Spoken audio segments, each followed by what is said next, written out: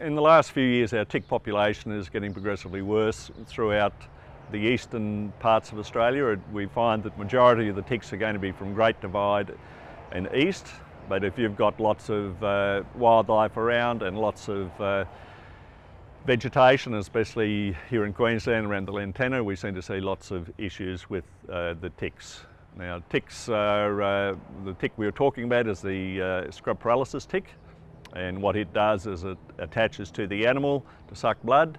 Then we end up with the situation where the animal becomes paralysed as a result of the saliva the tick injects into the dog to stop the blood clotting as it takes the blood in itself.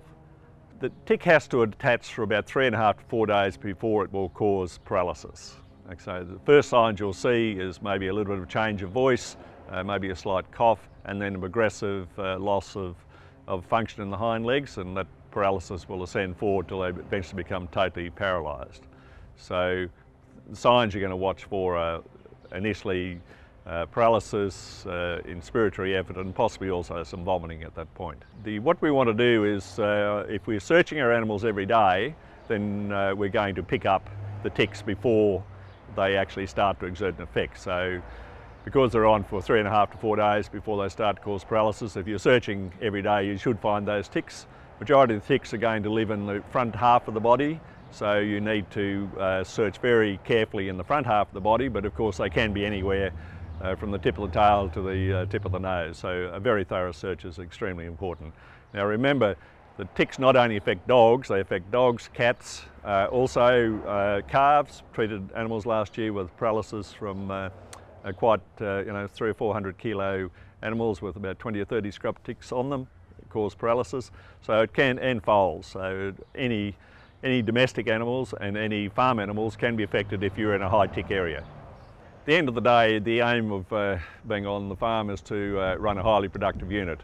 And most people have spent a lot of time in training up their working dogs to get them to the stage where they're effective. And the last thing they want to do is have the animal affected by a tick, because it may cause long-term heart problems, or more importantly, it may kill them. So then you've got to go back to square one and retrain your animal. Of course, if you've got a very valuable calf or something like that, the last thing you want to do is lose it to paralysis tick as well. So, and they often are the ones that don't get searched obviously daily, so you need to be using other suitable chemical means of preventing those ticks from actually affecting the animals. So when you are searching for your ticks, make sure you go underneath your collar as well. So go right around searching thoroughly underneath the collar. So when you're using your preventatives, you can use something like Advantix, which is a spot-on. When you apply it, make sure you take your top off. So just a twist top. You can use the lid to just break the seal of the product. So you just part the hair, and generally we pop it in between the shoulder blades because then the animal can't turn around and lick at it. Just part the hair straight onto the skin and just squeeze the whole tube onto the skin.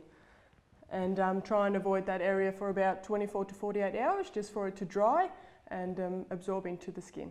Well, in our small animal population, and especially in our dogs, we can use spot-on products like Advantage and Frontline, which are applied to the back of the neck every 2 weeks. You can use washes on a weekly basis, or you can use tick collars, which you can put around the necks. Tick collars are also used, I know on the Atherton tablelands, as a preventive in the valuable calves to try to prevent those calves from becoming paralysed as well. So, and making sure in the livestock that a suitable chemical is used on a regular basis to make sure those ticks don't get a chance to become established and affect the animal.